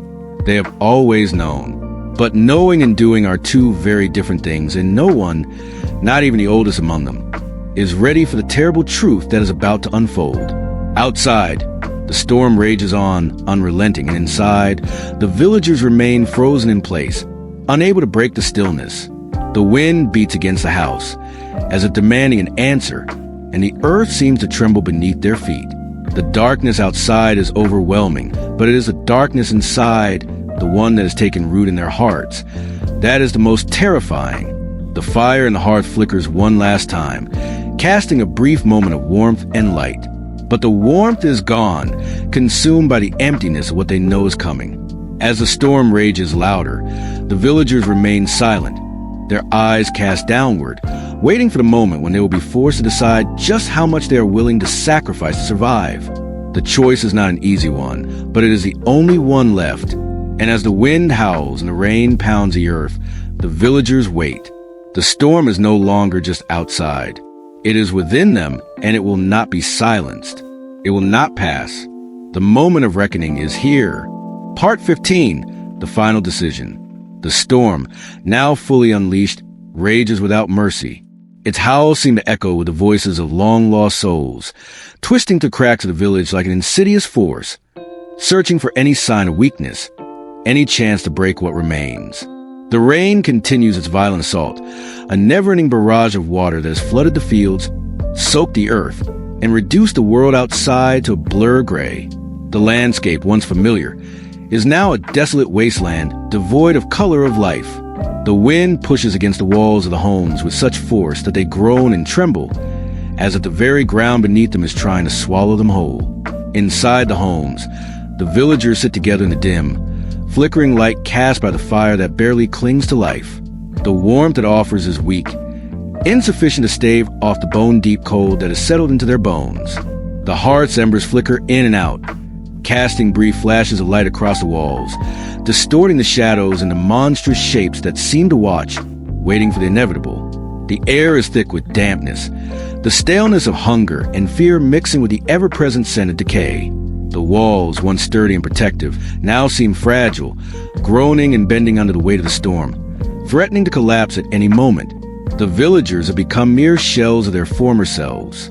Their faces are hollow, their skin stretched thin over bone, each line a testament to the brutal toll the storm and hunger have exacted on them. Their eyes, once vibrant, are now dull, lifeless, clouded with a fog of exhaustion, fear, and despair. Their bodies, once strong and capable, now move with an unnatural slowness, as if the very act of existing is an effort they can no longer afford. Every movement is weighed down by the realization that time is running out, and they are at the mercy of forces far beyond their control. The women, once the heart of the village, have become silent and distant. Their hands, once swift and graceful, now tremble as they move about the room, tending to the meager remnants of food. The smell of the thin broth fills the room, but offers no comfort, only a reminder of what has been lost. They stir the pot mechanically, their minds elsewhere, lost in a fog of sorrow and resignation. There is no longer joy in their actions, no longer the satisfaction of providing for their families. Now, it is a matter of survival, and survival alone. The children, too, have lost the innocence of their years. Their faces are gaunt and pale, their eyes wide with the understanding that the world they once knew has vanished. They do not laugh, they do not play. They huddle together in the cold, wrapped in blankets that do little to ward off the chill that permeates their very being. They have seen the adults' eyes, dark, hollow eyes, and they know that the storm outside is not the only storm they face. The true storm is inside, in the hearts of the people, in the fear and the choices they must make. The men, once strong and resolute, now sit in the corners of their homes, their bodies hunched in defeat. Their eyes are fixed on the fire, but there is no warmth there.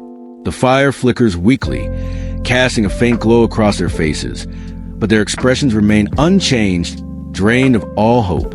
They no longer speak, for there is nothing left to say. The land has turned against them.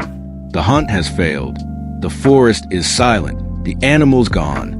The tools they crafted with care, the weapons they forged, are now useless in the face of the hunger that gnaws at them all. Outside, the storm howls louder, its fury undiminished, as though mocking the villagers' fragile existence. The wind screams through the trees, bending them nearly to the ground, their branches creaking under the pressure. The earth beneath their feet is slick with rain, and the paths leading away from the village have become rivers, cutting off any hope of escape. There is nowhere to go. The storm has trapped them, isolated them from the world outside. All that is left is the bitter realization that the world they once knew is gone, replaced by something far darker, something they cannot outrun. The silence inside the homes is broken only by the soft murmur of the wind outside, the occasional crackling of the fire, and the sound of breaths, shallow, labored breaths that fill the room like a collective sigh of exhaustion. The villagers sit together in the cold, each person trapped in their own thoughts, each one holding a secret, a terrible, unspoken truth. They know that the time has come. They know that the decision must be made, and that decision will haunt them for the rest of their lives. The hunger gnaws at them all, but it is not just the physical hunger that is unbearable. It is the deeper, more profound hunger that claws at their souls. The hunger for survival, the hunger for life itself, that now demands more from them than they are willing to give. The villagers sit together, their eyes locked on one another, knowing that the unthinkable will soon become reality. It is no longer a question of what they must do. It is a question of who will do it and who will survive. The elders, though frail and weak, are the first to acknowledge the truth. They know what must happen. Their eyes meet, and in that single glance, everything is understood. There is no turning back now. They are too far gone, too desperate. The land has failed them. The animals have disappeared. The crops are gone. There is nothing left but the choice, the terrible, irreversible choice. They know that soon they will be forced to face what has been lurking at the edge of their minds. The horror that they have avoided, the unspoken truth that will break them all. The night wears on, the wind outside howling louder than ever. The rain beats against the roof like a drum, each drop a reminder of the passage of time. The villagers, broken and weary, sit together, their bodies pressed close to the fire, their faces etched with the weight of what is coming. The air inside the house feels thick, suffocating. They can feel the weight of the storm pressing in on them, but it is not the storm outside that frightens them now. It is the storm within, the storm of choice, of survival, of the darkness that has crept into their hearts. They sit in silence, waiting, knowing that the moment of reckoning is at hand. The wind howls one last time, and the fire sputters, casting a final flicker of light across the room. The villagers wait, their eyes filled with dread, as the decision draws nearer, inevitable, unspoken. The storm outside rages, and inside, The true storm is about to break. Part 16, the final hour. The storm outside is no longer just a weather event. It has become a presence, a force of nature that echoes through every creak of the walls, every gust of wind that howls through cracks in the timber. It is a constant, unyielding force, pressing against the village with a malevolent intensity, as if nature itself is trying to reclaim the land. The wind tears at the remnants of the trees, snapping branches like brittle bones, and the rain falls in unrelenting torrents, flooding the earth beneath. The once familiar landscape is turned to a blackened blur, swallowed by the relentless storm. There is no horizon anymore, no sky to gaze at, only a suffocating blanket of darkness. Inside the village, the homes feel smaller, suffocated by the storm that rages beyond.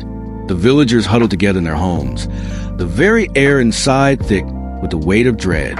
The hearths, weak with the dying embers of a fire that once offered comfort, flicker like dying stars. The room is dim, cold, and damp, the walls sweating with moisture, as if even the house itself is growing weary. Every surface is coated in a thin layer of moisture, damp wood, wet straw, cold earth, and it sticks to their skin, dragging at them as they move. The warmth from the fire, when it comes, feels almost hollow, fleeting, unable to pierce the deep chill that has claimed them all. The villagers are drawn into themselves, their movements slow and deliberate, as though each action requires immense effort. The harsh, brittle light of the hearth dances across their faces, highlighting the deep hollows of their cheeks, the dark circles beneath their eyes. Their faces, once full of life and expression, are now drained of vitality, like the very souls have been sucked out of them. Their bodies, once strong and able, now seem fragile, reduced to trembling skeletons covered by paper-thin skin. The hunger has gnawed at them until they resemble shadows of themselves, mere husks waiting for the end. The women, who once moved with grace, no longer carry the weight of their work with ease. Their hands, now stiff and uncoordinated, tremble as they reach for what little food remains. The last remnants of flour, a few dried roots, are scraped together and thrown into a pot with water to make a thin, tasteless paste. The smell of it fills the room, sour, bitter, the smell of starvation, and it is the only sustenance they have left. There is no longer any joy in the act of cooking, no pride in providing for their families. The act of feeding their loved ones has become a grim necessity, a hollow ritual that serves only to prolong their suffering a little longer. The children, once lively and full of wonder, are now still, their small faces pale and drawn, their eyes wide with fear and hunger. They sit in the corners of the room, huddled together under the tattered remnants of blankets, their small hands clutching the edges for warmth. Their bodies shake from more than the cold. They tremble from the knowledge that the world they once knew, the world of laughter and safety, has crumbled. They understand more than they should, that the adults no longer know how to protect them, that the food is running out, and that survival may soon require something unspeakable. The men who once carried the village's strength are now reduced to shadows, sitting in corners with hunched shoulders, their gazes unfocused. They are quiet, broken, the once sharp eyes now dull, like the embers in the hearth. Their limbs ache, their minds clouded by the constant hunger that has gnawed at them for weeks. They no longer speak of hope, for there is none left. What is left to say when everything they've known is slipping away? The tools they once used with skill, the weapons forged with strength, now lie useless in the corners of the room. The game is gone. The forest that once gave them so much now stands silent, as barren and empty as their hearts. The elders sit in silence, their faces etched with the wisdom of years, but their eyes betray something darker. They know what is coming. They have seen it before in distant lands, in old stories whispered with fear and trembling. The choice that the village faces now is not one born from greed or malice, but from the cold, unyielding grip of survival. The children may not understand it, but the elders do. The time is nearing when the hunger will surpass all else, and when it does, the villagers will be forced to make a choice that will forever mark their souls.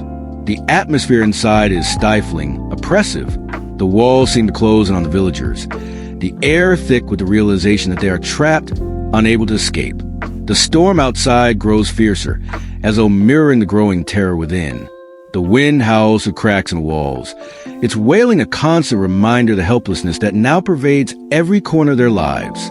The shadows grow longer with each passing hour, stretching across the floor like the hands of something reaching for them, dragging them into the darkness. The hunger that gnaws at them is no longer just physical. It has become something deeper, something darker.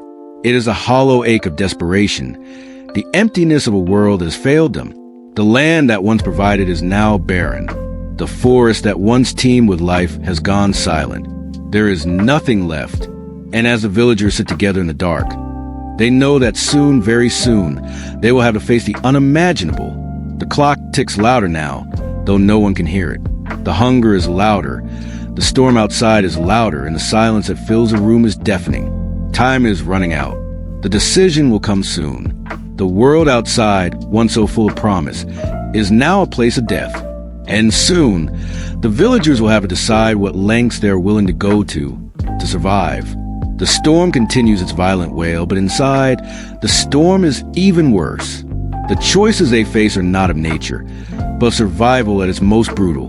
The hunger, the storm, the weight of what must be done, all of it comes crashing down. And as they wait in silence, the final descent begins. Part 17, The Abyss Beckons. The storm, a seemingly eternal entity, has stretched its claws into every corner of the village. Outside, the wind howls like a pack of wolves, sharp and unrelenting. It rattles the walls, its mournful wail reverberating through the very timbers of the houses. The rain falls without pause, a thick, unyielding sheet that blurs the world outside. Trees bend beneath its weight, their branches groaning under the strain. The once vibrant landscape is now a drowned, desolate place, swallowed by the tempest that shows no mercy. There are no sounds of life, no birds, no animals, not even a wind through the trees. Just the endless storm and the deafening silence that follows in its wake. Inside, the homes feel smaller with every passing moment, the walls pressing in on the villagers as if they too are slowly being consumed by the storm. The air inside is thick, saturated with moisture that lingers on every surface. The wood of the homes creaks, groans, and occasionally shudders under the force of the wind outside, as though the house is alive and fearful of the storm. The faintest scent of decay hangs in the air. Stale sweat, unwashed bodies, and the remnants of food left too long in the pot. It is the smell of something dying, slowly as it fades into the quiet void. The hearth, which once served as the heart of the home, is now nothing more than a flickering mockery of warmth. The fire, reduced to a handful of embers, struggles against the suffocating cold that has seeped into every corner of the room. Its weak glow casts harsh, unsettling shadows that stretch unnaturally across the walls, creating the illusion of moving figures looming, ever watching. It is a haunting, an illusion of life, in a room where all is stagnant and dying. The villagers have lost much of what once defined them, their spirit, their vibrancy, their laughter. What remains now is an echo of those things. The faces of the men, women, and children are gaunt, hollow shells. The light has gone out of their eyes, replaced by the dull, glazed look of those who have been staring into the abyss for far too long. Their faces are streaked with dirt and sweat, their features sharp and angular, as if the very weight of the hunger they endure has stripped away everything that once made them whole. The women, who once bustled to the village with energy and purpose, now move sluggishly, their eyes vacant as they tend to the dying embers of the fire or adjust the tattered blankets that barely offer any warmth.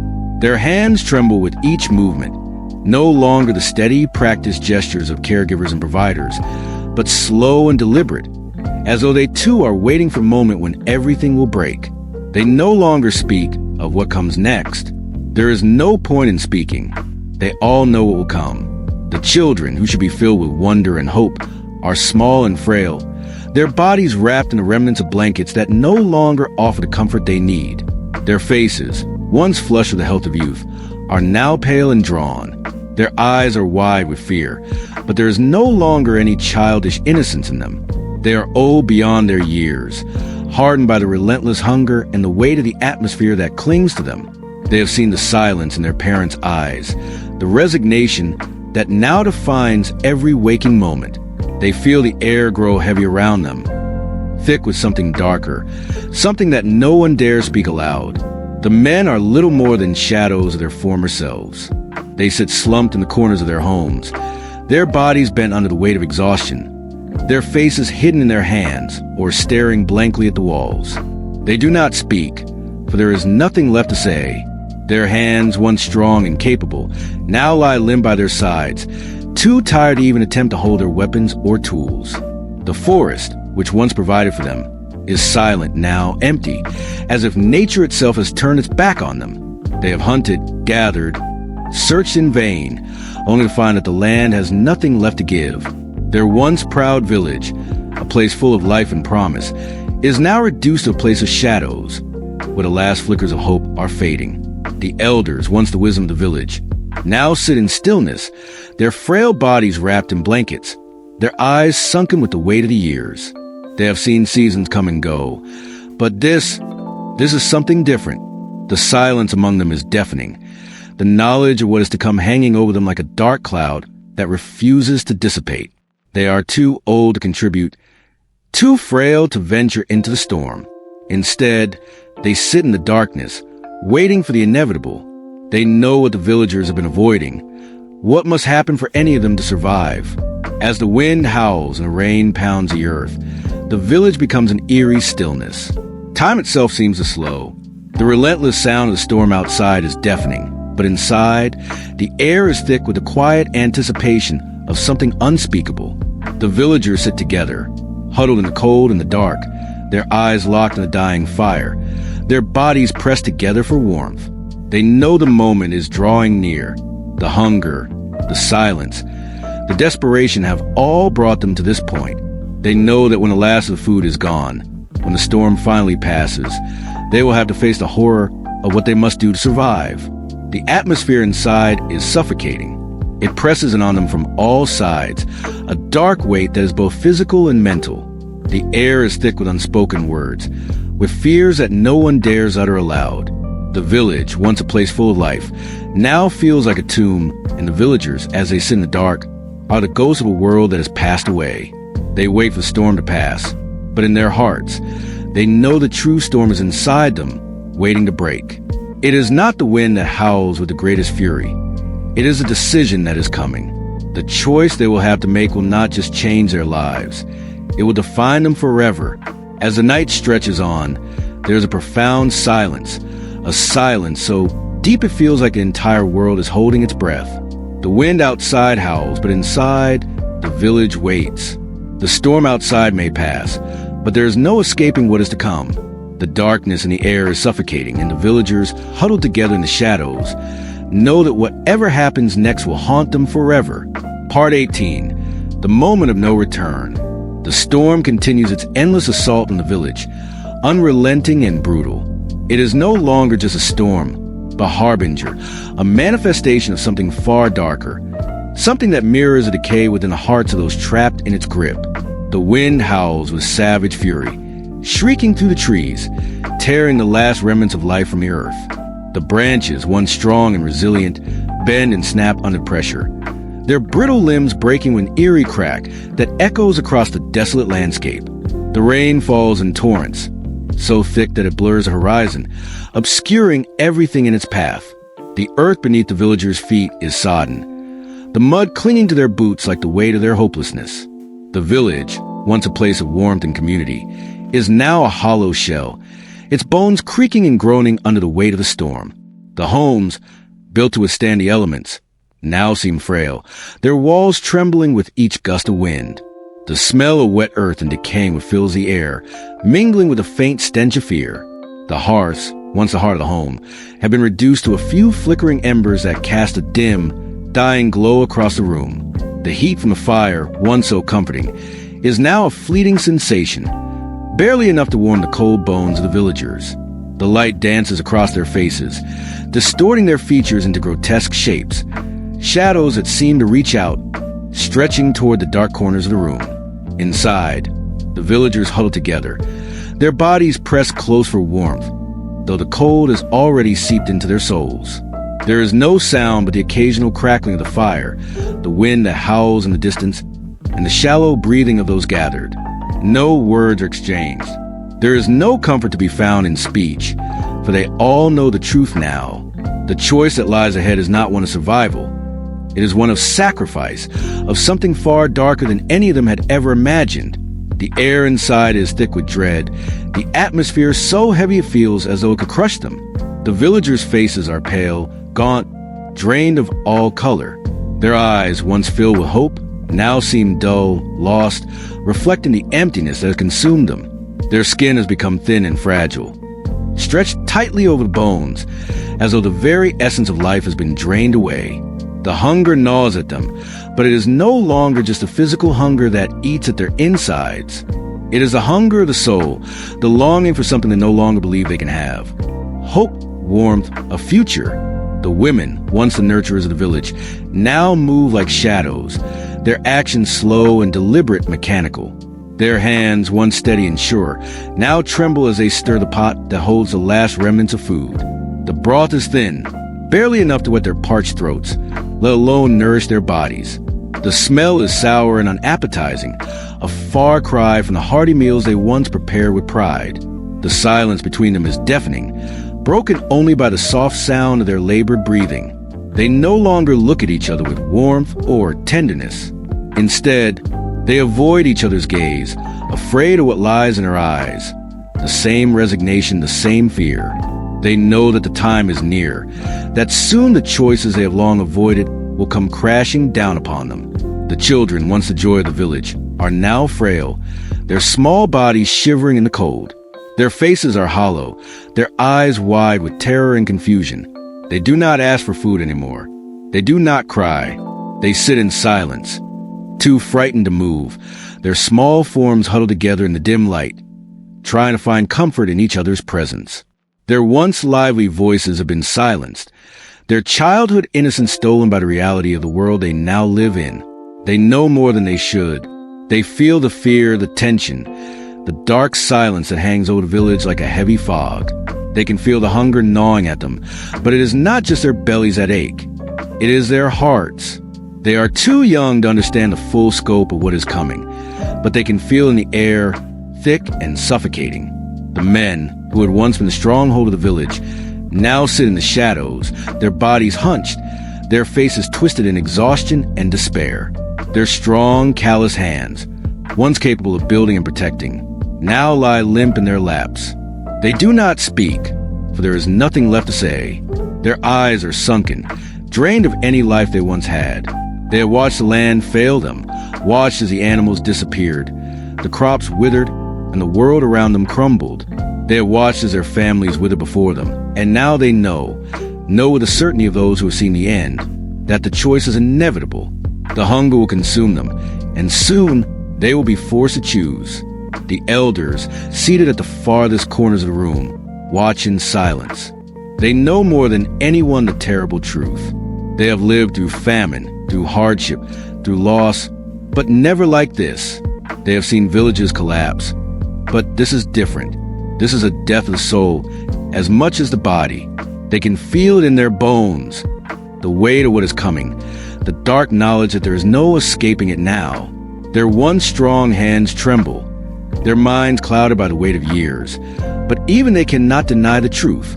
The land has failed. The world outside is silent, empty, and soon the villagers will be forced to face the unthinkable. The wind outside howls louder, its ferocity shaking the house, sending a shiver through the villagers' spines. The rain beats against the windows, as if trying to tear them apart. But it is the silence inside that is the most chilling. The silence of those who have no hope, no escape, and no future. They have seen the storm ravage the world around them, but it is the storm inside, the one that rages in their hearts, that is the most terrifying. The fire sputters and flickers, casting one last eerie glow across the room, before dying into darkness. The room is left in total blackness, save for the faint, ghostly light of the storm that flickers into the windows, casting fleeting shadows on the walls. The villagers sit in that darkness, knowing that the next moment will define them, that soon they will have to face the abyss that has consumed their world. The storm outside may end, but the storm inside will not. It is a storm of choices, of survival, and of the darkness that lurks within the heart of every human being. They wait in silence, and the moment before the breaking is upon them. Part 19, The Breaking Point. The storm rages on, its fury never waning. Its roar deafening as it drowns out the cries of the village, leaving nothing but its own relentless sound, a continuous wail that cuts through the fabric of time and space.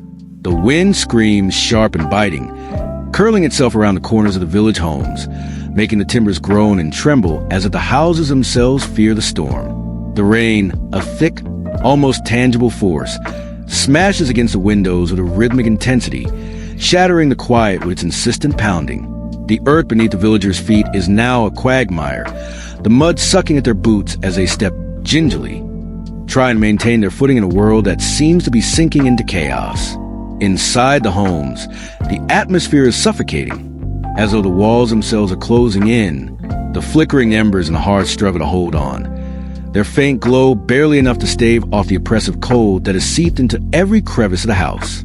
The fire that once offered warmth and comfort now provides nothing but a weak, dying light, casting twisted, monstrous shadows that dance and stretch unnaturally across the walls. The villagers sit together in the dim glow, their faces drawn and gaunt, their eyes hollow and tired, their bodies weakened by hunger and exhaustion. The silence between them is thick, suffocating, filled with an unspoken awareness that the inevitable is drawing nearer. The hunger is a presence, lurking like a dark shadow in the corners of the room, gnawing at their insides with each passing hour. The children, once full of life and innocence, now sit quietly, their small, frail bodies huddled together for warmth. Their eyes, once bright with curiosity and wonder, are now dim and lost, reflecting a fear that they cannot yet fully understand but feel deeply in their bones. They no longer ask for food, their once innocent voices silenced by the reality that the village has run out of everything: hope, warmth, and food. The older children, who had once played in the fields, now sit with their heads down, staring blankly at the floor, their thoughts lost in the overwhelming weight of the hunger that had become their world. The women, who had once been the lifeblood of the village, are now shadows of themselves. Their hands, once nimble and capable, are now stiff and trembling as they tend to the dying embers in the hearth. Their faces are tired, drawn with the weight of what they have endured.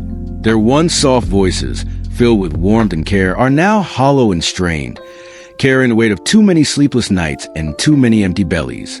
They no longer speak of the future. There is no future left.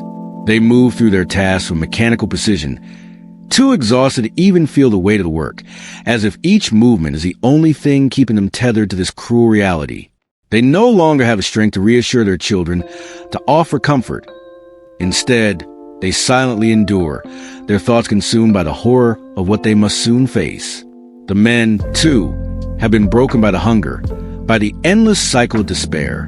Their once strong bodies, honed through years of hard labor and survival, are now frail and weak, their muscles withered by starvation. Their eyes, once filled with determination and resolve, are now dull, clouded with the exhaustion of too many days without hope. They sit in the corners of the room, their shoulders slumped, their faces hollow with the knowledge that the storm outside is not the only battle they are fighting. The battle within, the battle of survival at any cost, has taken hold of them, and soon they will have to confront the dark reality of what that will mean. The elders, who have witnessed so many seasons pass, now sit in their corners, their eyes fixed on small flickering flames, their faces lined with the wisdom of age. They know what must come, for they have lived through hunger before, but never like this, never in a world so consumed by its own desperation. Their eyes are tired, heavy with the burden of knowing what the village will soon face. They have seen villages fall to famine, seen the lengths to which people will go to survive, but even they are unprepared for the depths to which they will have to sink.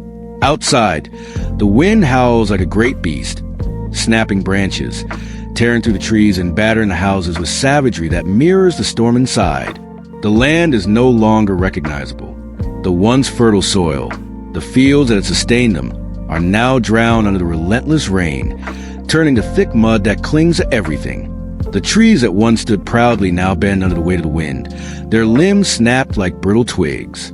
The river, which had once been a source of life, has overflowed, its waters now dark and swollen, drowning everything in its path. The world outside has become a place of destruction, a place where nothing grows, nothing survives. It is a reflection of the village within, where life has withered away, and only the struggle to survive remains. The villagers can hear the storm outside, its fury growing ever louder, pressing in on them, just as the hunger presses in from within. The silence in the room is deafening, broken only by the occasional creak of the walls, the flickering of the dying fire, and the shallow, labored breathing of those around the hearth. They sit in the dark, huddled together, and each knows what must happen. The choice is no longer something they can avoid. The hunger is too great, the storm too fierce, and the land too barren to provide any more. There is no escape, no hope, only the terrible, unavoidable truth. Survival, for some, will demand a price that no one should have to pay. The moments stretch on, each one a slow, agonizing crawl. Time seems to move differently now, as though it too is suffocating under the weight of what is coming. The villagers know that when the morning comes, if it ever does, they will be faced with a decision they cannot undo. The land has taken everything it can give. The world outside is no longer a place of hope, and within their homes, the walls close in, the silence deepens, and the hunger grows. There's no turning back. The breaking point is here, and soon they will have to confront the darkness that has already begun to consume them. Part 20. The Choice. The storm outside rages with an unstoppable fury, but inside, there's only silence, as if the world itself is holding its breath. The wind tears through the village like a wild animal, the rain relentlessly pounding on the roofs, as if trying to shake the very walls apart. The air is thick with dampness, the once welcoming hearths now nothing more than faint embers, their light flickering weakly in the shadowed room. Every corner of the homes is weighed down by the stifling heaviness of the moment. The walls feel like they are closing in, as if they too are caught in the same suffocating despair that grips the villagers' hearts. In the silence, the villagers sit together, their eyes hollow with the shared burden of the truth that no one dares speak aloud. The hunger that gnaws at their insides has become more than just a physical ache. It has become a gnawing, unrelenting presence that refuses to be ignored. The wind outside howls louder, and the creaks of the house in response almost seem to echo the cries within their own hearts. They have come to the edge of an abyss, and there is no turning back. The faces around the fire are drawn and weary, their features etched with exhaustion, desperation, and fear.